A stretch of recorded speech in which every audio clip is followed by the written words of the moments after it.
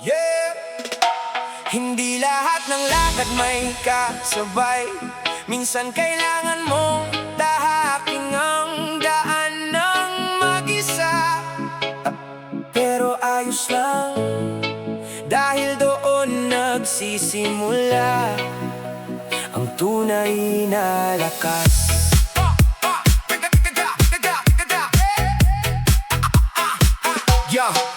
Unang hakbang, mabigat sa pakiramdam.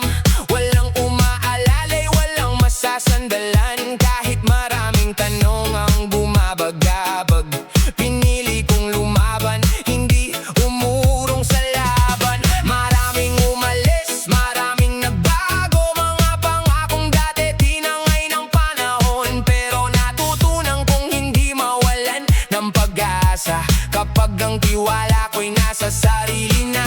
Kung walang sasalo sa pagbagsak ko, ako ang babangon sa bawat pagkatalo. Kung walang magbubukas ng pinto, ako ang gagawa ng sarili kong daan. Lakad ng mag-isa, hindi ako natatakot. Lakad ng mag-isa, kahit mahirap ang bukas.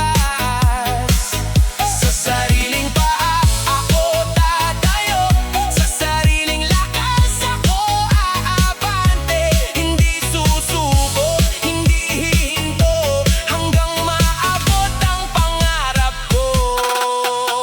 Hindi sukat na nagdami ng kasama kung wala namang tunay na nagmamalasakit. Mas mabuti ng tahimik kapag lalakbay kaysa puno ng ingay na walang saysay. Bawat sugat ay naging aral, bawat luha ay naging sandata. Ang kahapon ay hindi tanikala, kundi hagdan patungo sa bukas. Kapag dumilim ang paligid, ako ang magiging sarili kong ilaw. Kapag bumigat ang bawat hakbang, hindi ako titigil, lalaban pa rin. Hindi kailangan ng palapak ng iba, basta alam kong tapat ang aking ginagawa. Ang tunay na tagumpay ay hindi hiniram, kundi pinaghirapan hanggang makamtan. Hindi lahat ng laban may kakampi, minsan sarili mo lang ang nandun palagi. Walang shortcut sa tagumpay pare, sipag at tiyaga ang tunay na susi. Kapag nadapa, bumangon agad, magraya ang takot ang maging hadlang. Ang taong matatag, hindi sumusuko kahit ilang beses pa mabigo.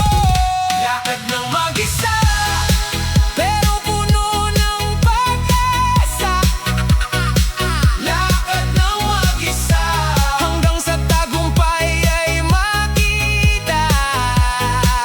Sa sariling paa ako tatayo, sa sariling pangarap ako kakapit. Ano man ang punos na dumaan, hindi ako bibitiw sa aking landas. Kung wala mang kasabay sa paglalakad, hindi ibig sabihin ay nag-iisa ka na. Dahil ang bawat hakbang na may tapang ay hakbang papunta sa tagumpay. Magpatuloy at huwag kang susuko.